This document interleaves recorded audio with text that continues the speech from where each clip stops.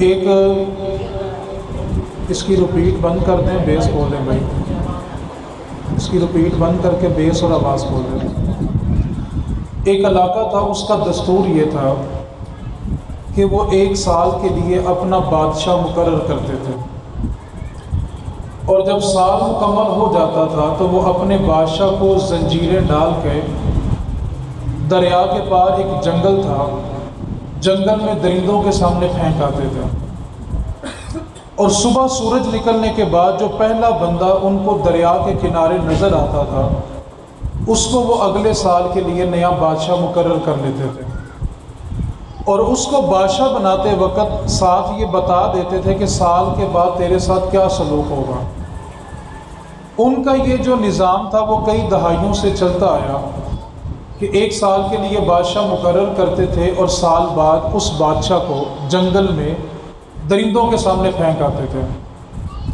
معمول کے مطابق ان کا یہ نظام چل رہا تھا کہ 1 سال ایسا آیا کہ جب وہ اپنے بادشاہ کو جنگل میں درندوں کے سامنے پھینک آئے، اور جب دریا کے کنارے پہنچے تو جو پہلا بندہ ان کو دریا کے کنارے ملا وہ ایک تاجر تھا جو اپنی دکان کا مال خریدنے کے لیے اس شہر میں آیا ہوا تھا۔ اب بستی والوں نے اس کو پکڑ لیا اور اس سے کہنے لگے کہ تو اب ہمارا بادشاہ ہے، اور 1 سال کے لیے تو ہمارا بادشاہ ہوگا۔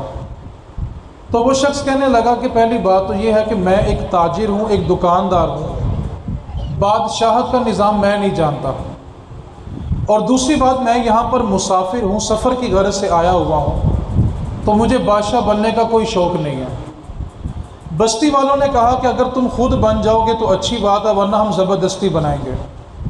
اس نے کہا پہلی بات تو میں بننا نہیں چاہتا، اوپر سے تم مجھ سے زبردستی کر رہے ہو۔ اب بستی والوں نے تیسرا جملہ یہ بولا کہ 1 سال کے بعد ہم اپنے بادشاہ کو جنگل میں درندوں کے سامنے پھینک آتے ہیں، اور درندے اس کو نوچ نوچ کے کھا لیتے ہیں۔ وہ تاجر کہنے لگا تم بڑے عجیب لوگ ہو، پہلی بات ہے میں بادشاہ بننا نہیں چاہتا، بنا مجھے زبردستی رہے ہو، اور ساتھ یہ بھی ڈرا رہے ہو کہ سال کے بعد تمہیں ہم جنگل میں درندوں کے سامنے پھینک آئیں گے، تو مجھے معاف کرو میں بادشاہ نہیں بنتا۔ بستی والوں نے اس بندے کو گھیر لیا اور اس پر سختی کی کہ تمہیں ہمارا بادشاہ بننا پڑے گا۔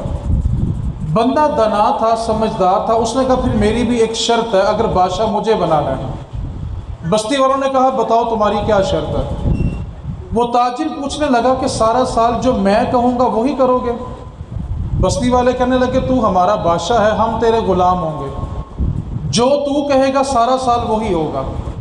وہ تاجر کہنے لگا چلو ٹھیک ہے، میں بادشاہ بننے کے لیے تیار ہوں۔ اب بستی والوں نے اس تاجر کو لیا اور لا کر تخت پر بٹھا دیا، اور ساتھ یہ بتا دیا کہ ٹھیک 1 سال کے بعد ہم زنجیریں لے کے آئیں گے، تمہیں زنجیروں میں جکڑیں گے اور جنگل میں جا کے درندوں کے آگے پھینک دیں گے۔ اب بادشاہ جو تھا وہ دنا بندہ تھا، اس نے تخت پر بیٹھتے ہی پہلی ایک فوج تیار کی، اور فوج سے یہ کہا کہ جنگل میں جاؤ اور جتنے درندے ہیں سارے قتل کر دو۔ بادشاہ تھا، اس کا حکم تھا، عمل کیا گیا، اور جنگل کے سارے درندوں کو قتل کر دیا گیا۔ بادشاہ نے ایک اور فوج تیار کی اور کہا جنگل میں جاؤ، جتنے درخت ہیں سارے کاٹ دو۔ فوج گئی اور جنگل کے سارے گھنے درختوں کو کاٹ دیا۔ اس نے تیسرا لشکر تیار کیا اور کہا اب اس جگہ پر جا کر ایک خوبصورت محل تیار کرو۔ بادشاہ تھا، اس کا حکم تھا، ایک محل تعمیر ہونا شروع ہو گیا۔ چوتھی فوج اس نے تیار کی اور کہا کہ میرے اس محل کے ارد گرد آبشاریں بھی جاری کرو اور سبزہ بھی اگا دو۔ چوتھا لشکر گیا اور اس نے جا کے کھدائی کی اور آبشاروں کو جاری کرنا شروع کر دیا۔ جب سارے درندے قتل ہو گئے، درختوں کو کاٹ دیا گیا، محل تعمیر ہو گیا، اس کے ارد گرد پانی بہنے لگا، تو 1 سال مکمل ہو گیا۔ اب بستی کے لوگ زنجیریں لے کے بادشاہ کو جکڑنے کے لیے آ گئے، تو بادشاہ نے کہا مجھے زنجیریں ڈالنے کی ضرورت نہیں ہے، تم میرے پیچھے پیچھے آؤ، میں تمہارے آگے آگے چلتا ہوں۔ تو بستی والوں کو بڑا تعجب ہوا، پہلا بادشاہ ہے جو یہ کہہ رہا ہے کہ میں آگے چلتا ہوں تم پیچھے آؤ، جبکہ ہم جس بادشاہ کو بھی لینے آتے تھے وہ چیخو پکار کرتا تھا کہ مجھے کہاں لے کے جا رہے ہو، مجھے چھوڑ دو۔ تو بستی والے اس بادشاہ سے پوچھنے لگے کہ یہ کیا ماجرا ہے، آج تک جتنے لوگ تخت نشین ہوئے جاتے وقت وہ چیخے پارتے تھے اور روتے تھے تم ایک واحد بادشاہ بنے ہو جو یہ کہہ رہے ہو کہ میں تمہارے آگے آگے چلتا ہوں، تم میرے پیچھے پیچھے آؤ۔ تو بادشاہ کہنے لگا اصل بات یہ ہے کہ مجھ سے پہلے جو بادشاہ بنے تھے وہ یہاں رہ کے یہیں کا سوچتے رہے، اور میں یہاں رہ کر اس گھر کا سوچتا رہا جہاں میں نے ہمیشہ کے لیے جانا تھا، اور میں نے یہاں پہ رہ کے اس گھر کی تیاری کی جس گھر میں نے ہمیشہ کے لیے جانا تھا۔ اس لیے آج مجھے جاتے ہوئے خوف نہیں ہے، ڈر نہیں ہے۔ کیوں؟ کہ میں نے اپنے اس گھر کی تیاری کر کے رکھی ہوئی ہے جہاں تم مجھے چھوڑنے کے لیے جا رہے تھے۔ نبی پاک صلی اللہ علیہ وسلم نے ارشاد فرمایا، جب کسی گناہگار کی، بدکار کی میت کو لے کے لوگ چلتے ہیں تو اس کی روح میت کے قریب جا کر یہ چیخو پکار کرتی ہے کہ ہائے افسوس، مجھے کہاں لے کے جا رہے ہو، تھوڑا آہستہ آہستہ چلو۔ اور نبی پاک رسول رحمت صلی اللہ علیہ وسلم نے فرمایا کہ جب کسی مومن کا جنازہ چلتا ہے تو اس کی روح پکارتی ہے، ذرا اور تیز چلو، قبر میں جا کے حضور سے ملاقات بھی کرنی ہے۔ کیونکہ وہ یہاں پہ رہ کے اس گھر کی تیاری کر رہا ہوتا ہے۔ اصل میں ہم جس گھر میں رہ رہے ہوتے ہیں ہم صرف اسی گھر کا سوچتے ہیں۔ ہم جب گھر تعمیر کرتے ہیں تو اسی گھر کا سوچتے ہیں، لیکن ہمیں یاد دلایا جاتا ہے کہ ایک گھر تمہارا وہ بھی ہے جس گھر میں تم نے ہمیشہ کے لیے جانا ہے۔ تو جس طرح ہم اپنی اولاد کے لیے اپنے موجودہ گھر کو بناتے ہیں، سنوارتے ہیں، اسی طرح اپنی اولاد کے لیے اور اپنی ذات کے لیے اس گھر کو بھی سنوارنا ہے جہاں پر ہم نے ہمیشہ کے لیے جانا ہے۔ ایک جملہ ہے جس پر میں نے کلام کرنا ہے۔ ہم میں سے، مجھ سمیت ہر شخص یہ کہتا ہے اور سوچتا ہے کہ میرے بعد میرے گھر والوں کا کیا بنے گا، میرے بعد میری اولاد کا کیا بنے گا، لیکن کبھی کسی بندے نے یہ نہیں سوچا کہ میرے بعد میرا کیا بنے گا۔ ہم میں سے ہر شخص اپنے جانے کے بعد پیچھے والوں کی فکر میں ہے، اور جو جانے والا ہے وہ اپنی فکر نہیں کر رہا۔ تو گھر کو جب بھی تعمیر کریں اس میں برکت کے لیے ہم اللہ کا ذکر کرتے ہیں، اس میں برکت کے لیے ہم مہمانوں کو کھانا کھلاتے ہیں، ہم اس گھر میں اللہ کا ذکر کرتے ہیں تاکہ اس کی چار دیواری میں برکت ہو۔ تو ایک بات کو یاد رکھیں، ایک گھر وہ بھی ہے جہاں ہم نے ہمیشہ کے لیے جانا ہے، اس چار دیواری کے بارے میں بھی ہمیں خیال کرنا پڑے گا۔ تو اس واسطے ایک گھر یہ ہے جو عارضی ہے۔ اس وقت روئے زمین پر جتنے بھی انسان موجود ہیں، ٹھیک 100 سال کے بعد شاید کوئی بھی نہ ہو، بڑا کوئی جی لے گا تو 150 سال جی لے گا، 150 سال کے بعد اس وقت زمین پر جتنے انسان جی رہے ہیں ان میں سے کوئی نہیں ہوگا، اور سارے کے سارے اسی زمین کے اندر ہوں گے۔ تو ہم اپنے گھر کی تعمیر کرتے ہیں اپنے بچوں کے مستقبل کے لیے۔ تو بچوں کا مستقبل ایک ہوتا ہے گھر کے لحاظ سے، ایک ہوتا ہے ان کے کاروبار کے لحاظ سے، اور ایک ہوتا ہے ان کی تربیت کے لحاظ سے۔ ہم نے اگر اچھا گھر دے دیا، اچھی گاڑی دے دی، اچھا کاروبار دے دیا، لیکن اگر اسی اولاد کو دین نہ دیا تو ایک بات کو یاد رکھیں، باپ نے 2-4 کروڑ کا گھر بنایا ہوتا ہے اور اپنے بچوں کو اچھا کاروبار بھی دیا ہوتا ہے، گاڑی بھی لے کے دی ہوتی ہے، لیکن وہی باپ جب گھر کے صحن میں حالت میت کے پڑا ہوتا ہے، اسی کے جوان بیٹے اسی کے سرانے کھڑے ہو کر کسی کو ٹیلی فون کرتے ہیں کہ آ کر ابو کو غسل دے دو، تو یقین جانے اس سے بڑا غریب بندہ مرتا ہی کوئی نہیں ہے جس کے مرنے کے بعد اس کے بچے اس کو ہاتھ لگانے کے لیے تیار نہیں ہیں۔ تو ہم اپنی نسل کے لیے ہر سہولت سوچتے ہیں، گھر بھی دیں، کاروبار بھی دیں، ہر قسم کی جو سہولت میسر ہے وہ ان کو دے دیں، لیکن اس کے ساتھ ساتھ ان کو نبی پاک صلی اللہ علیہ وسلم کا اتنا دین ضرور دے دیں کہ ہمارے جانے کے بعد وہ ہماری بخشش کا ذریعہ بن سکے۔ دوسرا پہلو گھروں کا یہ ہوتا ہے کہ بعض اوقات گھر میں برکت ہوتی ہے اور اچانک پھر حالات اس طرح بدلتے ہیں کہ گھروں کی برکت ختم ہونا شروع ہو جاتی ہے۔ اس کی چند ایک بنیادی وجوہات ہوتی ہیں۔ سب سے پہلی وجہ، نبی پاک صلی اللہ علیہ وسلم نے ہمیں جو دین دیا وہ ہر پہلو سے حکمت بھرا ہے۔ اللہ رب العزت نے واضح طور پہ قرآن پاک میں ارشاد فرمایا کہ الا لعنت اللہ علی الکاذبین، جھوٹ بولنے والے پر اللہ کی لعنت ہے۔ لعنت کو اگر بالکل سادہ لفظوں میں سمجھا جائے تو لعنت کا مطلب ہوتا ہے اللہ کی رحمت سے دور ہو جانا۔ آپ تصور کریں کہ جس چار دیواری میں اور جس انسان کے گرد اللہ کی رحمت آتی نہیں ہے، اس گھر میں اور اس انسان کی ذات میں کبھی سکون نہیں ہو سکتا۔ گھروں میں اچھا ٹائل لگا لینا، اچھا ماربل لگا لینا، اس کو روشن کر لینا، اچھا کر لینا یہ اس کی خوبصورتی تو بنا سکتا ہے، لیکن اس میں جو خیر و برکت ہے، سکون ہے، وہ ہماری اپنی ذات سے پیدا ہونا ہے۔ نبی پاک صلی اللہ علیہ وسلم نے فرمایا کہ جب بندہ جھوٹ بولنے کے لیے اپنا منہ کھولتا ہے تو اس کے منہ سے ایسی بدبو نکلتی ہے کہ اللہ کی رحمت کے فرشتے اس سے 1 میل کے لیے دور چلے جاتے ہیں۔ 1 میل تک اس بندے کے قریب رحمت نہیں ہوتی۔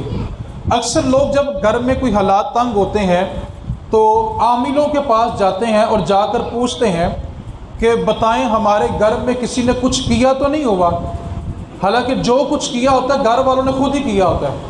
مثال کے طور پہ میاں بیوی ہیں، بچے ہیں، بہن بھائی ہیں، جس گھر میں صبح سے لے کے شام تک سارے جھوٹ بولتے ہیں، میاں بیوی سے جھوٹ بول رہا ہے، بیوی میاں سے جھوٹ بول رہی ہے، اولاد ماں باپ سے جھوٹ بول دیتی ہے، ماں باپ اولاد سے جھوٹ بول رہے ہیں، جس گھر میں صبح سے لے کے شام تک اللہ کی لعنتیں برستی ہیں، آپ تصور کریں اس گھر میں سکون کیسے ہو سکتا ہے؟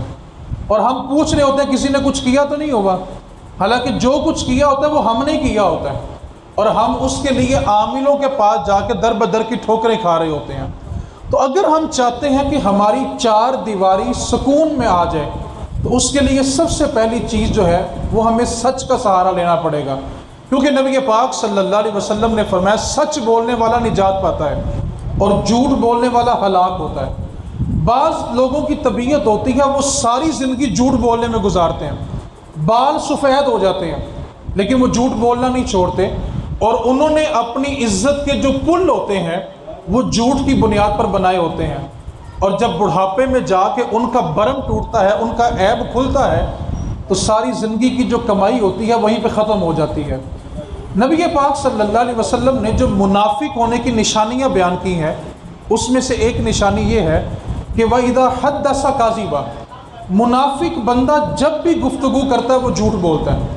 اور ہم جب اکثر بیٹھے ہوتے ہیں نا دوستوں کے ساتھ، مارکیٹ میں بیٹھے ہوتے ہیں، عزیز و اقربا میں بیٹھے ہوتے ہیں، تو ہم یہ جملہ بڑا زد عام ہو گیا ہے کہ فلاں بھی منافق ہے، فلاں بھی منافق ہے، حالانکہ رسول رحمت صلی اللہ علیہ وسلم نے جو نشانی بتائی وہ تو یہ ہے کہ جو جھوٹ بولتا ہے وہ منافق ہے، اور اکثر وہ جھوٹ ہماری ذات سے صادر ہو رہا ہوتا ہے۔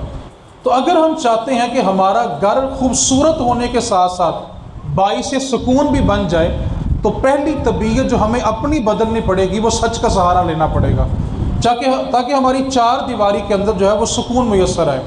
نبی پاک صلی اللہ علیہ وسلم کی بارگاہ میں ایک شخص حاضر ہوتا ہے، آ کر عرض کی اے محمد صلی اللہ علیہ وسلم، جی چاہتا ہے کلمہ پڑھو لیکن میرے اندر 4 برائیاں ایسی ہیں جن کو دین اسلام نے سخت ناپسند کیا ہے، اور بے شمار مرتبہ میں نے ان کو چھوڑنے کی کوشش بھی کی ہے لیکن مجھ سے وہ برائیاں چھوٹ نہیں رہی، تو آپ مہربانی کریں مجھے بتائیں کہ میں کیا کروں۔ کلمہ پڑھنے کا جی بھی چاہتا ہے لیکن سوچتا ہوں کہ کلمہ پڑھ لیا، برائیاں نہ چھوٹی تو بعد میں کیا کروں گا۔ نبی پاک صلی اللہ علیہ وسلم نے اس سے فرمایا کہ وہ 4 برائیاں کون سی ہیں؟ تو وہ شخص کہنے لگا اے محمد صلی اللہ علیہ وسلم نے آج میں گھر سے ارادہ کر کے آیا ہوں کہ ان 4 برائیوں میں سے ایک برائی آج چھوڑ کے جاؤں گا۔ 4 برائیاں میں بتا دیتا ہوں، ایک برائی آج آپ کے کہنے پہ ضرور چھوڑ دوں گا، 4 کی 4 نہیں چھوڑ سکتا، لیکن آج پختہ ارادہ ہے، مصمم ارادہ ہے کہ ایک برائی کو چھوڑ کے جاؤں گا۔ رسول رحمت صلی اللہ علیہ وسلم نے اس سے پوچھا کہ بتاؤ تمہاری کون سی 4 برائیاں ہیں جو تمہیں کلمہ نہیں پڑھنے دیتی؟ وہ شخص کہنے لگا میری سب سے پہلی برائی یہ ہے کہ میں شراب کثرت سے پیتا ہوں، دوسری میری برائی یہ ہے کہ میں زنا بھی کثرت کے ساتھ کرتا ہوں، تیسری میری برائی یہ ہے کہ میں چوری کثرت کے ساتھ کرتا ہوں اور اپنا سارا گزر بسر چوری کے سر پہ کرتا ہوں، اور چوتھی میری برائی یہ ہے کہ میں ہر بات پر جھوٹ بولتا ہوں۔ لیکن آج گھر سے ارادہ کر کے آیا ہوں کہ ایک برائی چھوڑوں گا۔ 4 برائیاں ہیں، زانی بھی ہوں، شرابی بھی ہوں، چوری بھی کرتا ہوں اور جھوٹ بھی بولتا ہوں، آپ بتا دیں ان میں سے کون سی برائی چھوڑ دوں؟ اور کلمہ پڑھنے کا بڑا جی چاہتا ہے۔ نبی پاک صلی اللہ علیہ وسلم کی حکمت اور دانائی دیکھیں، رسول رحمت صلی اللہ علیہ وسلم نے کتنی حکمت کے ساتھ دین کو پھیلایا۔ رسول رحمت صلی اللہ علیہ وسلم کی بارگاہ میں ایک اور شخص آیا، عرض کی آقا نمازیں 2 پڑھوں گا، کلمہ پڑھانا ہے تو ٹھیک ہے، نمازیں میں نے 2 ہی پڑھنی ہیں۔ نبی پاک صلی اللہ علیہ وسلم نے اپنا ہاتھ بڑھایا، ہاتھوں میں ہاتھ لیا، کلمہ پڑھا دیا۔ اب دار اسلام میں داخل ہو گئے تو کچھ ہی دنوں کے بعد حاضر ہوئے اور عرض کی آقا جی چاہتا ہے نمازیں 3 پڑھوں۔ کچھ دنوں کے بعد آئے آقا، عرض کی آقا دل چاہتا کہ 5 کی 5 پڑھو۔ تو یہ رسول رحمت صلی اللہ علیہ وسلم کی دنائی اور حکمت تھی کہ آپ کلمہ بھی پڑھا لیتے تھے اور اعمال کی اصلاح بھی فرما دیتے تھے۔ اسی طرح آج بزرگان دین بیعت بھی کر لیتے ہیں اور بیعت کرنے کے بعد ان کی اصلاح بھی کر دیتے ہیں۔ اب اس شخص نے کہا کہ 4 برائیاں ہیں، ایک چھوڑ دوں گا، زنا ہے، شراب ہے، چوری ہے، جھوٹ ہے۔ اب نبی پاک صلی اللہ علیہ وسلم کی دنائی اور حکمت چیک کریں۔ نبی پاک صلی اللہ علیہ وسلم نے اگر میں کہوں کہ ایک برائی چھوڑنی ہے تو وعدہ کرتے ہو کہ ایک برائی چھوڑ دو گے، اور کلمہ بھی پڑھا دیتا ہوں۔ عرض کرنے لگا اگر آپ کہیں گے تو چھوڑ دوں گا۔ آپ تصور کریں، ایک طرف زنا ہے، ایک طرف شراب ہے، ایک طرف چوری ہے، اور چوتھی طرف جو ہے وہ جھوٹ ہے۔ نبی پاک صلی اللہ علیہ وسلم ہے کہ تم صرف جھوٹ بولنا چھوڑ دو اور کلمہ پڑھ لو۔ وعدہ کر لیا کہ آج کے بعد جھوٹ نہیں بولوں گا، کلمہ پڑھا دیا۔ اب جب کلمہ پڑھ لیا اور وعدہ کر لیا کہ سچ بولوں گا، بیٹھے بیٹھے صرف خیال اس طرف گیا کہ زنا، تو فوراً ذہن میں آیا کہ صبح اگر نبی پاک نے پوچھ لیا تو سچ بولنے کا وعدہ کر کے آیا ہوں۔ شراب کی طرف توجہ گئی تو فوراً ذہن میں آیا کہ اگر صبح پوچھ لیا بتا شراب پی ہے تو سچ بولنے کا وعدہ کر کے آیا ہوں، اگر پوچھ لیا بتا چوری تو نہیں کی اور سچ بولنے کا وعدہ کر کے آیا ہوں۔ تو آپ دیکھیں سچائی کتنی بڑی نعمت ہے جو بندے کا ہر عیب ختم کر دیتی ہے، کیونکہ جب بھی بندہ کوئی عیب کرتا ہے تو اس عیب کو چھپانے کے لیے جھوٹ بولتا ہے، تو جب وہ سچ بولنا شروع کرے گا اور سچا بندہ اپنے عیب نہیں بتائے گا، اور جب وہ سچا بندہ ہو جائے گا تو اس کے عیب بھی ختم ہو جائیں گے۔ تو جھوٹ ایک ایسی لعنت ہے جو بندے کو گناہوں کی دلدل میں لے جاتی ہے، اور بندہ ایک عیب کرنے کے بعد پھر دوسرا عیب کرتا ہے۔ کیوں؟ کہ اس کی طبیعت بن چکی ہوتی ہے کہ اس نے ہر بات پر جھوٹ کا سہارا لینا ہوتا ہے اور اپنے اس عیب کو لوگوں سے چھپانا ہوتا ہے۔ اور ایک بات کو یاد کر لیں کہ نبی پاک صلی اللہ علیہ وسلم کا یہ جو فرمان ہے کہ جھوٹ بولنے والا ہلاک ہوگا تو بالیقین ہلاک ہوگا، وہ چاہے 50 سال لگا کے سب کچھ بنا لے، لیکن ایک دن ضرور اس کی زندگی میں آئے گا کہ اس کا جھوٹ اس کو ہلاک کر دے گا۔ تو اس لیے اپنی طبیعت کے اندر سب سے پہلے سچائی کو پیدا کریں۔ نبی پاک صلی اللہ علیہ وسلم نے ارشاد فرمایا 3 قسم کے لوگ ایسے ہیں اللہ تعالیٰ بروز محشر نہ ان کی طرف نظر رحمت سے دیکھے گا، نہ ان سے کلام کرے گا۔ آپ اس بندے کی بد نصیبی کا عالم دیکھیں جس سے رب نے کلام بھی نہیں کرنا اور جس کی طرف رب نے نظر رحمت سے دیکھنا بھی نہیں ہے۔ حالانکہ میرے نبی پاک صلی اللہ علیہ وسلم نے فرمایا جس کو اللہ کی رحمت ایک مرتبہ دیکھ لیتی ہے اس کو کبھی جہنم کا عذاب نہیں ہوگا، اور وہ بندہ جو اللہ کے سامنے حاضر ہوگا لیکن اللہ اس کو رحمت بری نظر سے نہیں دیکھے گا، اس سے کلام بھی نہیں کرے گا۔ عرض کیا آقا وہ کون سے 3 بدبخت لوگ ہیں جن سے اللہ نے بروز محشر کلام بھی نہیں کرنا؟ فرمایا سب سے پہلا وہ شخص جو اپنی شلوار تکبر کی بنیاد پر ٹخنوں سے لٹکا کے رکھتا ہے، اللہ تعالیٰ بروز محشر اس کی طرف نظر رحمت سے دیکھے گا بھی نہیں، اس سے کلام بھی نہیں کرے گا۔ آج جو نوجوان طبقہ اپنی جینز کی پینٹ کو اپنے شوز پر کھول کے بچھاتا ہے اور تکبرانہ انداز میں چلتا ہے، وہ نبی پاک صلی اللہ علیہ وسلم کے اس جملے پر توجہ کرے کہ اللہ تعالیٰ نے اس کی طرف نظر رحمت سے دیکھنا بھی نہیں ہے اور اس سے کلام بھی نہیں کرنا۔ جو اپنی تہمت کو تکبر کی بنیاد پر ٹخنوں سے لٹکا کے رکھتا ہے۔ دوسرا وہ بندہ میرے نبی پاک صلی اللہ علیہ وسلم نے فرمایا جو کسی پر تنہائی میں احسان کرے اور مجلس میں جا کے جتلا دے، اللہ قیامت والے دن اس کی طرف نظر رحمت سے نہیں دیکھے گا۔ آج خاندانوں میں، دوستوں میں، برادریوں میں، مارکیٹوں میں بہت سارے لوگ ایسے ہوتے ہیں جو پس پردہ مدد کر تو دیتے ہیں لیکن جہاں موقع ملتا ہے احسان جتلا دیتے ہیں، اور بار بار اس بات کو دہراتے ہیں کہ میں نے فلاں موقع پر اس کو سہارا دیا تھا، فلاں موقع پر اس کی مدد کی تھی۔ آج بڑھاپے میں جا کر اگر بہن بھائی چھوڑ دیں، عزیز و اقربا چھوڑ دیں، برادری چھوڑ دیں، تو بندہ بڑھاپے میں جا کے بھلا کیا کہتا ہے، یار میں ساری زندگی نہ واسطے کی نہیں کیتا اور آج میرے پہ وقت آیا تو مجھے چھوڑ گئے۔ آپ جانتے وہ برادری کیوں چھوڑ دیتی ہے، مارکیٹ والے کیوں چھوڑ دیتے ہیں، رشتہ دار کیوں چھوڑ دیتے ہیں؟ کیونکہ ہم نے جو ان سے نیکی کی ہوتی ہے وہ اس سوچ کے ساتھ کی ہوتی ہے کہ جب میرے پہ وقت آئے گا تو یہ میرے ساتھ بھی نیکی کریں گے۔ ہم نے وہ نیکی اللہ کی رضا کے لیے نہیں کی ہوتی، ہم نے بھروسہ اللہ کی ذات پر نہیں کیا ہوتا، اور اللہ تعالیٰ پھر اس بندے کا وہ بھروسہ توڑ کر بتاتا ہے کہ بھروسہ کرنے کے لائق جو ذات ہے وہ صرف اللہ کی ہے، اور تو نے رب کو چھوڑ کے بندوں پہ بھروسہ کیا تو بندے آج تیرا بھروسہ توڑ دیں گے۔ تو فرمایا دوسرا وہ بندہ جو کسی پر نیکی کرے، احسان کرے، اور پھر لوگوں کے سامنے اس کو ظاہر کر دے، اللہ اس کی طرف نظر رحمت سے دیکھے گا بھی نہیں اور اس کے ساتھ کلام بھی نہیں کرے گا۔ اور فرمایا تیسرا وہ بندہ جو کسی موقع پر پنچایت میں جا کے جھوٹی گواہی دے دے، اللہ تعالیٰ اس کی طرف نظر رحمت سے نہیں دیکھے گا۔ آج ہماری عدالتوں کے باہر بندے صبح جا کر بیٹھ جاتے ہیں، اگر اس دن عدالت میں 10 کیس لگنے ہوں تو 10 کے 10 کیسوں میں وہی گواہ ہوتا ہے، اور جج کو پتہ ہوتا ہے کہ یہ بندہ گواہی جھوٹی دے رہا ہے، پچھلے کیس میں بھی یہی گواہ تھا، اس سے پچھلے کیس میں یہی گواہ تھا، وہ 1000 روپے لیتے ہیں اور گواہی دے دیتے ہیں۔ اور میرا ایک ذاتی نقطہ نظر ہے کہ کیس کا فیصلہ کرنے سے پہلے جو قرآن مجرم یا ملزم کو پکڑایا جاتا ہے کہ تم حلف لو، جو کہو گے سچ کہو گے، سچ کے سوا کچھ نہیں کہو گے، میرا ذاتی نقطہ نظر یہ ہے کہ اگر وہی قرآن جج کو پکڑا دیا جائے کہ تو بھی فیصلہ کرو، حلف اٹھا کہ جو فیصلہ کرے گا اسی قرآن کے مطابق کرے گا، تو ہمارے ملک میں انصاف جلدی قائم ہو جائے گا۔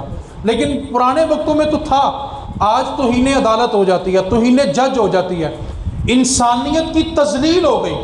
انسانیت وہ مومن کہ نبی پاک صلی اللہ علیہ وسلم نے کعبے کی طرف اشارہ کیا، فرمایا کعبہ تو اللہ کا گھر ہے، تیری حرمت تیری عظمت بہت زیادہ ہے، لیکن اے کعبے یاد رکھنا تجھ سے بڑھ کر ایک مومن کی عزت ہے۔ آج وہ مومن ذلت کی طرف چلا گیا، رسوائی کی طرف چلا گیا، لیکن ہماری ہاں توہین عدالت ہو جاتی ہے، توہین جج ہو جاتی ہے۔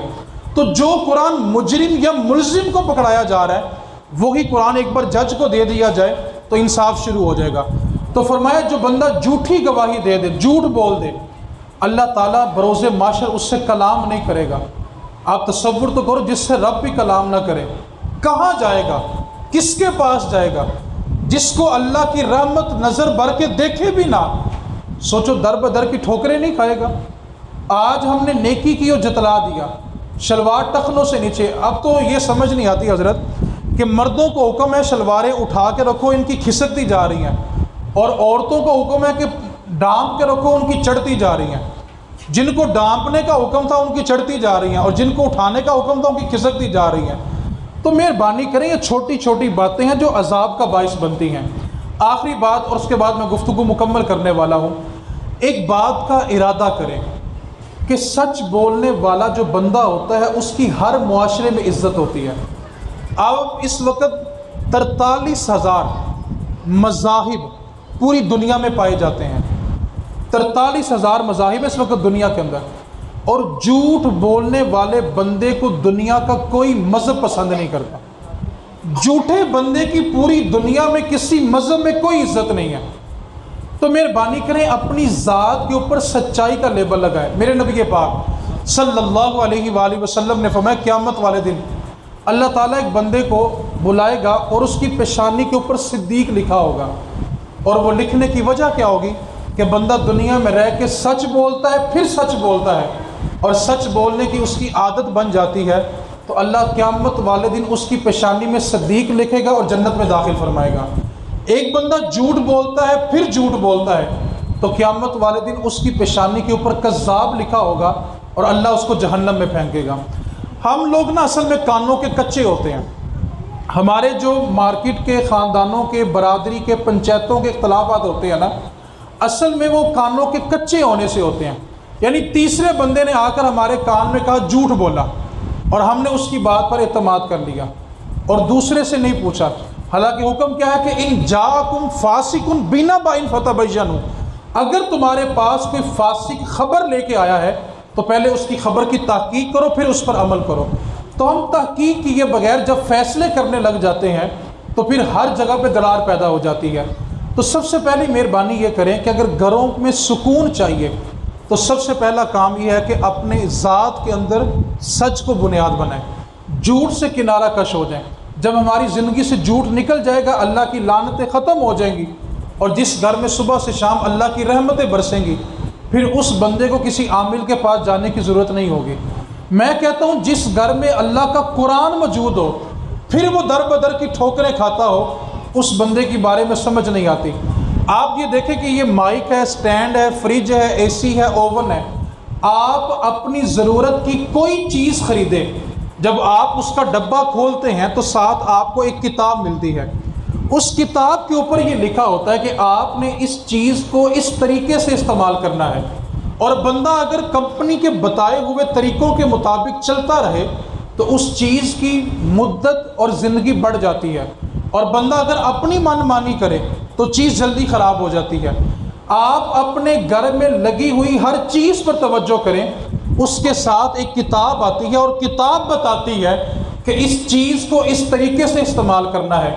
یار یہ بندوں کی بنائی ہوئی چیز ہے، اللہ تعالیٰ نے بھی انسان بنا کے اس کو لوارث نہیں چھوڑا، اس کی رہنمائی کے لیے بھی ایک کتاب بھیجی ہوئی ہے۔ اصل میں ہم دنیا کی ہر چیز کتاب کے مطابق چلا رہے ہیں، اور صرف کتاب کے مطابق نہیں چل رہا تو انسان نہیں چل رہا۔ اگر ہم باقی چیزیں کتاب کے مطابق چلاتے ہیں نا تو اپنے آپ کو بھی کتاب کے مطابق چلا دیں، زندگی میں بہاریں آ جائیں گی۔ آخری جملہ ہوگی، میری گفتگو مکمل ہو گئی۔ ہم جب مسجد میں داخل ہوتے ہیں اور مسجد میں اگر ہمیں تنکا پڑا ہوا مل جائے تو ہم اس تنکے کو اٹھا لیتے ہیں، اور نیت یہ ہوتی ہے کہ یہ مسجد ہے، اللہ کا گھر ہے۔ اسی طرح بیت اللہ میں جائیں تو مسجد الحرام جو طواف ہے بیت اللہ کا جہاں پہ ہوتا ہے، مطاف جو ہے وہ اتنا صاف ستھرا کہ وہاں مکھی بھی نہیں بیٹھتی، کیوں کہ وہ اللہ کا گھر ہے۔ ہندو اپنے مندر جاتے ہیں تو انہوں نے اپنی عبادت گاہ کو صاف ستھرا رکھا ہوا ہے، کیونکہ وہ ان کے نزدیک ان کے معبود کا گھر ہے۔ عیسائی چرچ میں جاتے ہیں تو انہوں نے چرچ کو صاف ستھرا رکھا ہوا ہے، کیونکہ وہ ان کے نزدیک ان کے معبود کا گھر ہے۔ یہودی کلیسا میں جاتے ہیں اور انہوں نے کلیسا کو صاف ستھرا رکھا ہوا ہے، کیونکہ وہ ان کے مذہب کے مطابق ان کے خدا کا گھر ہے۔ مسلمانوں نے مسجد اور کعبہ صاف کیا، ہندوؤں نے مندر صاف کیا، عیسائیوں نے چرچ صاف کیا، یہودیوں نے کلیسا صاف کیا، لیکن مزے کی بات یہ ہے کہ خدا ان میں سے کسی جگہ نہیں ہے۔ نہ رب مسجد میں ہے، نہ کعبے میں ہے، نہ مندر میں ہے، نہ چرچ میں ہے، نہ کلیسا میں ہے۔ کیوں کہ خدا وہ ہوتا ہے جو کسی جگہ پہ سما نہ سکے، اور جو کسی جگہ میں سما جائے وہ خدا نہیں ہوتا۔ ہم جو یہ جملہ بولتے ہیں نا، خدا ہر جگہ موجود ہے، یہ جملہ بولنا کفر ہے اور بولنے والا کافر ہو جاتا ہے، کیونکہ جو جگہ میں سما جائے وہ رب نہیں ہوتا۔ خدا کے لیے جملہ یہ بولا جاتا ہے کہ خدا موجود ہے، اپنی شان کے لائق موجود ہے، جگہ کا لفظ نہیں بولا جائے گا، کیونکہ جو جگہ میں آ جائے وہ رب نہیں ہوتا، اور رب ہوتا ہی وہ جو کسی جگہ میں نہ آ سکے۔ تو اب مسلمانوں نے مسجد صاف کی، کعبہ صاف کیا، ہندوؤں نے مندر کر لیا، عیسائیوں نے چرچ کر لیا، یہودیوں نے کلیسا صاف کر لیا، لیکن خدا نہ مسجد میں، نہ کعبے میں، نہ مندر میں، نہ چرچ میں، نہ کلیسا میں، لیکن سب نے اپنی اپنی عبادت گاہوں کو صاف رکھا۔ لیکن جس گھر میں، جس دل میں خدا کا بسیرا ہے نا، وہ سب نے گندا کر لیا۔ سلطان باہو فرماتے نہ رب مسجد وچ تے نہ رب کعبے وچ، او وسدا تیرے اندر وچ۔ اللہ کی ذات کافر کے دل میں بھی ہے لیکن اس کو خبر نہیں ہے۔ جس دل میں خدا کا بسیرا وہ سب نے گندا کر لیا۔ مسجدیں دھونے کے لیے خادم رکھے ہوئے ہیں، اس کو تنخواہ دی جا رہی ہے کہ مسجد صاف ستھری ہونی چاہیے، اور بالکل ہونی چاہیے، حالانکہ مسجد سے کچرا اٹھاتے ہیں کہ اللہ کا گھر ہے۔ حالانکہ مسجد کی مٹی کے بارے میرے نبی پاک صلی اللہ علیہ وسلم نے فرمایا، جنت میں جب حوروں کو زیور دیا جائے گا تو حوروں کا زیور مسجد کی مٹی سے تیار کیا جائے گا۔ اور رسول رحمت صلی اللہ علیہ وسلم مسجد نبوی میں داخل ہوئے تو ایک صحابی مسجد نبوی میں جھاڑو دے رہے تھے، اور مسجد کا گرد و غبار اڑ کے ان کے لباس پہ پڑا ہوا تھا۔ تو رسول رحمت صلی اللہ علیہ وسلم عادت کے خلاف تھوڑا تیز چلے، تھوڑا بھاگے، اور صحابی کو سینے لگانے لگے تو صحابی پیچھے ہو گئے، اپنے لباس کو جھاڑا، پھر صحابی آگے بڑھے تو حضور پیچھے ہو گئے۔ عرض کی آقا آپ تو مجھے گلے لگانے لگے تھے، اب آپ پیچھے کیوں ہو گئے؟ تو میرے نبی پاک صلی اللہ علیہ وسلم، میں صحابی تجھے میں گلے لگا ہی اس لیے رہا تھا کہ تیرے کپڑوں کے اوپر مسجد کی مٹی پڑی ہوئی ہے، اور یہ مسجد کی مٹی جنتی حوروں کا زیور بنے گی۔ اب ہم نے مسجد صاف کر لی، کعبہ صاف کر لیا، لیکن جہاں خدا کا بسیرا ہے نا، ہم نے وہ صاف نہیں کیا۔ اس گھر کے اندر، رب کے گھر کے اندر بغض، حسد، کینہ، عداوت، کدورت، سب کے بت پالے ہوئے ہیں، اور ہم کہتے ہیں کہ ہم مسجدوں کو صاف رکھتے ہیں، اور بھائی خدا کا گھر ہمارا دل ہے، اس کو صاف کریں۔ بچپن میں ہم کیا کہتے تھے؟ لڑائی معاف کرو تے اللہ دا کار، تو سمجھ آتی شاید مسجد صاف کرنی ہے تو بڑے ہو کے سمجھ آئی لڑائی معاف کرو تے اللہ دا کار صاف کرو۔ اللہ کے گھر سے دل مراد ہے کہ اس اللہ کے گھر کو صاف کرو۔ حضرت عبداللہ ابن عمر رضی اللہ تعالیٰ عنہ آپ روایت کرتے ہیں کہ ہم نبی پاک صلی اللہ علیہ وسلم کی بارگاہ میں حاضر تھے کہ رسول کریم صلی اللہ علیہ وسلم درس دے رہے تھے، ہمیں واعظ و نصیحت کر رہے تھے، اور نبی پاک صلی اللہ علیہ وسلم نے گفتگو کرتے کرتے اچانک فرمایا کہ صحابہ ابھی جو بندہ مسجد نبوی میں داخل ہوگا نا وہ جنتی ہے۔ اب صحابہ کہتے ہیں ہم حضور کی باتیں بھی سن رہے تھے، پلٹ کے دیکھ بھی رہے تھے، کس کی قسمت جاگ گئی کہ اس کے آنے سے پہلے حضور نے اس کو جنتی کہا۔ کہتے ہیں کچھ دیر گزری کہ ایک سفید داڑھی والے صحابی رسول داڑھی سے وضو کے پانی کے قطرے ٹپک رہے ہیں اور ہاتھوں میں جوتا اٹھایا ہوا ہے اور مسجد نبوی میں داخل ہوئے۔ کہتے ہیں ہمیں بڑی خوشی ہوئی کہ کتنے خوش نصیب ہیں کہ رسول رحمت صلی اللہ علیہ وسلم نے ان کے آنے سے پہلے ان کو جنت دے دی۔ کہتے ہیں اگلے دن پھر مجلس رسول تھی کہ رسول رحمت صلی اللہ علیہ وآلہ وسلم نے فرمایا صحابہ ابھی جو بندہ ابھی جو داخل ہوگا مسجد میں وہ بھی جنتی ہے۔ صحابہ کہتے ہیں پھر تشنگی ہوئی کہ آج کس کی قسمت جاگی کہ نبی پاک صلی اللہ علیہ وسلم نے اس کو پھر جنتی کہا۔ کہتے ہیں اتفاق کی بات یہ کہ کل والے صحابی پھر آ گئے۔ تیسرا دن تھا، پھر نبی پاک صلی اللہ علیہ وسلم نے پھر فرمایا کہ ابھی جو بندہ مسجد میں داخل ہوگا وہ بھی جنتی ہے۔ عبداللہ ابن عمر فرماتے ہیں کہ ہماری حیرت کی انتہا نہ رہی کہ تیسرے دن پھر وہی صحابی آئے۔ جب نبی پاک صلی اللہ علیہ وسلم کی مجلس مکمل ہو گئی تو میں نے ان بزرگ صحابی رسول کا دامن پکڑ لیا، کرتا پکڑ لیا، اور میں نے ان سے عرض کی کہ میرے اپنے والد کے ساتھ کچھ ناراضگی ہو گئی ہے، تو اگر آپ مہربانی کریں تو مجھے کچھ دن کے لیے اپنے گھر مہمان نہیں رکھ لیتے؟ تو انہوں نے فرمایا آ جاؤ۔ عبداللہ ابن عمر کہتے ہیں میری سوچ یہ تھی کہ میں جا کر دیکھوں یہ صحابی ایسا کون سا عمل کرتے ہیں کہ نبی پاک صلی اللہ علیہ وسلم نے 3 دن لگاتار ان کو جنت دی ہے۔ کہتے ہیں میں ان کے ساتھ ان کے گھر چلا گیا، معمول کی نمازیں انہوں نے پڑھی، میں نے بھی پڑھی، معمول کے کام انہوں نے کیے، میں نے بھی کیے، وہ بھی سو گئے، میں بھی سو گیا۔ کہتے ہیں جب اگلا دن ہوا تو میں نے ان سے پھر عرض کی کہ اگر آپ مجھے 1 دن کا اور مہمان رکھ لیں۔ انہوں نے کہا ٹھیک ہے۔ کہتے ہیں اگلا سارا دن بھی بیت گیا، کوئی خاص عمل نظر نہیں آیا۔ کہتے ہیں جب تیسرا دن ہوا تو میں نے ان سے عرض کی کہ آج آخری دن ہے، کل میں چلا جاؤں گا۔ کہتے ہیں جب تیسرا دن بھی بیت گیا، کوئی خاص عمل نظر نہ آیا، تو میں نے پھر ان بزرگ صحابی رسول کا دامن پکڑ لیا اور ان سے عرض کی کہ میری اپنے والد کے ساتھ کوئی ناراضگی نہیں ہے۔ اصل ماجرا یہ ہے کہ 3 دن لگاتار جب آپ مجلس رسول میں حاضر ہوئے تو نبی پاک صلی اللہ علیہ وسلم نے آپ کے آنے سے پہلے آپ کو جنتی کہا۔ میں صرف اس غرض سے آیا تھا کہ آ کر دیکھوں آپ ایسا کون سا عمل کرتے ہیں جس کی وجہ سے نبی پاک صلی اللہ علیہ وسلم نے آپ کو لگاتار 3 دن جنت دی ہے۔ تو بزرگ صحابی رسول فرمانے لگے اے عمر کے بیٹے عبداللہ، تو نے 3 دن مشقت کی ہے وہ عمل جاننے کے لیے جس کی وجہ سے نبی پاک صلی اللہ علیہ وسلم نے مجھے 3 دن لگاتار جنت کی بشارت دی ہے۔ تو عبداللہ اے عمر کے بیٹے سن لو، جو نمازیں تم نے پڑھی وہ میں نے پڑھی، جو کام تم نے کیے وہ میں نے بھی کیے۔ وہ عمل جس کی وجہ سے نبی پاک صلی اللہ علیہ وسلم نے مجھے 3 مرتبہ جنت دی، وہ عمل یہ ہے کہ میرے دل میں کسی مسلمان کے لیے بغض نہیں ہے۔ میں رات سونے سے پہلے سب انسانوں کو معاف کر کے سوتا ہوں، اور میرے نبی کو اور میرے رب کو یہ عمل اتنا پسند ہے، اور اسی کی بنیاد پر نبی پاک صلی اللہ علیہ وسلم نے مجھے 3 مرتبہ جنتی ہونے کی بشارت دی ہے۔ آپ سے یہ عرض کرنا چاہتا ہوں کہ آپ اپنی زندگی میں ایسا عمل کریں۔ کچھ لوگ ہوتے ہیں جو زندگی گزار کے جاتے ہیں، اور کچھ لوگوں کو زندگی گزارتی ہے، دونوں میں بڑا فرق ہوتا ہے۔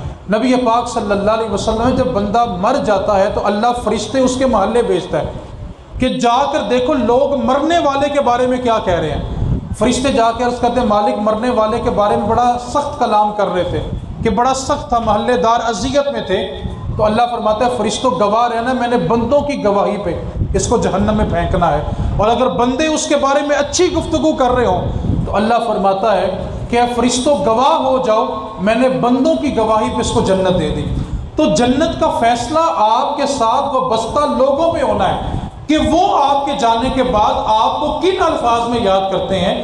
زندگی گزارنے والے جب زندگی گزارتے ہیں تو در و دیوار بھی اس کے بارے روتے ہیں۔ اور میرے نبی کا فرمان ہے کہ بندہ جس زمین کے حصے پر بیٹھ کر اللہ کا ذکر کرتا ہے، عبادت کرتا ہے، اس کے جانے کے بعد وہ زمین بھی اس کی جدائی میں روتی ہے، کیونکہ وہ زندگی گزار کے گیا ہوتا ہے، اور جنہوں کو زندگی نے گزارا ہوتا ہے لوگ ان کی قبروں کے نشان بھی بھول جاتے ہیں۔ اس واسطے اپنے آپ کو اللہ کے سپرد کر دیں، ہماری قبروں کے نشان بھی باقی رہیں گے۔ اور اگر اپنے آپ کو اللہ کے سپرد نہ کیا تو ایک بات کو یاد رکھیں، سگی اولاد بھی سگے باپ کی قبر کا نشان بھول جاتی ہے۔ بہت سارے ہم نے نوجوان دیکھے ہیں جو گورگن سے جا کے پوچھتے ہیں کہ ابو کی قبر کہاں ہے، اور گورگن آگے چل کے جا کر ان کو بتاتا ہے کہ اس قبر میں تیرا باپ پڑا ہوا ہے۔ تو آپ یہ دیکھیں کہ اگر ہم نے گھر بنا لیا، اولاد کو سہولت دے دی، تو ایک گھر وہ بھی ہے جہاں ہم نے ہمیشہ کے لیے جانا ہے۔ اس گھر کی بھی تیاری کریں اور اس کے لیے اپنی اولاد کی تربیت کریں، تاکہ جب ہم چلے بھی جائیں تو ہمارے بچے مدرسوں میں پڑے ہوئے اصالِ ثواب کے محتاج نہ ہوں، بلکہ ہمارے بچوں کے اعمال ایسے ہوں کہ جب وہ چلیں، جب وہ بولیں، ماں باپ کی قبریں ٹھنڈی ہوتی رہیں۔ اللہ کریم کی بارگاہ میں دعا کرتے ہیں اللہ تعالیٰ اس گھر میں اور صاحب خانہ کو اپنی برکتوں سے مالا مال فرمائے۔ اب جس کے جی میں آئے وہ حاصل روشنی کرے، اب جس کے جی میں آئے وہ حاصل روشنی کرے۔ ہم نے تو دل جلا کے سر عام کر دیا، وما علینا الا البلاغ المبین۔